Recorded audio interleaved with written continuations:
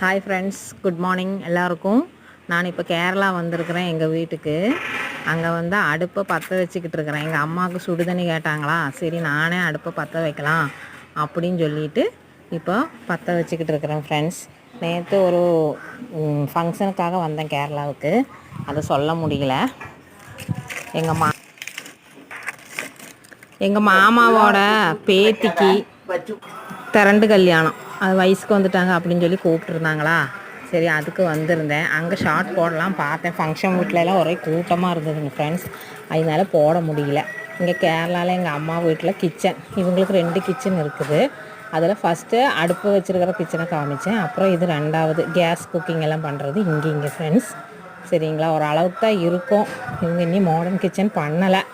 எங்கள் தம்பியே எல்லாம் பண்ணிடுவார். 2வது தம்பி இந்த ஒர்க்கெல்லாம் பண்ணுவார் நல்லாவே. இந்த பில்டிங் ஒர்க்கு இது எல்லாமே பண்ணுவார். அப்பப்போ பண்ணிட்டு இருப்பார் டைம் கிடைக்கும்போது. இதுதான் எங்களோட வீட்டோட ஃப்ரெண்டு வியூ. அது கோழி, ஆடு, மாடு எல்லாமே இங்கே இருக்கிறதுனால கொஞ்சம் வீடு கசகசானதாக இருக்கும்.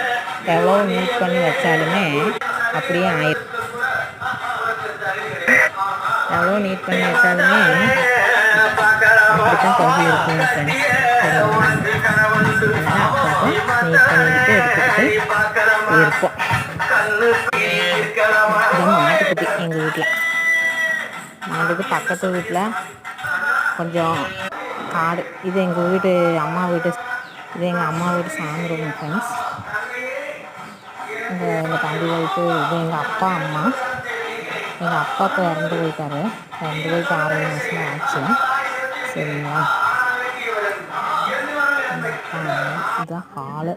இந்த ஆட்டுக்குட்டி 2மா இருக்குதுங்க. அப்புறம் இன்னொரு ஆட்டுக்குட்டி ஏதோ பழத்தை சாப்பிட்டுட்டு இருக்குதுங்க ஃப்ரெண்ட்ஸ். சரிங்களா, இந்த ஆடு செடியெல்லாம் சாப்பிடுது அப்படின்னு சொல்லி கொஞ்சம் மேலே எடுத்து வச்சுருக்குறோம் செடியெல்லாம். பார்க்குறதுக்கு நல்லா தான் இருக்கும் ஆடுகளெல்லாம், ஆனால் அதை பராமரிக்கிறது ரொம்ப கஷ்டம். ஆடுகள்லாம் மேயறதுக்கு போகுது. அதனால அந்த கூடு க்ளீன் பண்ணலாம் அப்படின்னு சொல்லி வந்திருந்தேன். அவங்களையெல்லாம் திறந்து விட்டு அப்புறம் கூடு க்ளீன் பண்ணிட்டோம். கூடு க்ளீன் பண்ணின பிறகு அப்புறம் கோழிக்கு கொஞ்சம் தீவனம் கொடுக்கலாம் அப்படின்னு சொல்லி வந்தோம் ஃப்ரெண்ட்ஸ். அந்த தீவனம் இல்லாமல் பாவம் அவங்க எவ்வளோ இதாக இருக்கிறாங்க பாருங்க, பசியோட. கோழிகளெல்லாம் பசியோடு இருக்கிறாங்க. ஏன்னா சரியாக போடவே விடலை, அது பாதி கீழே போயிட்டு. அப்புறம் நாங்கள்லாம் தீவனம் போட்டு அதுக்கு தண்ணியும் வச்சு போட்டு அப்புறம் வந்துட்டோம் ஃப்ரெண்ட்ஸ். நல்லாயிருக்கும் கேரளாவில். எங்கள் வீட்டில் எல்லாமே இருக்குது.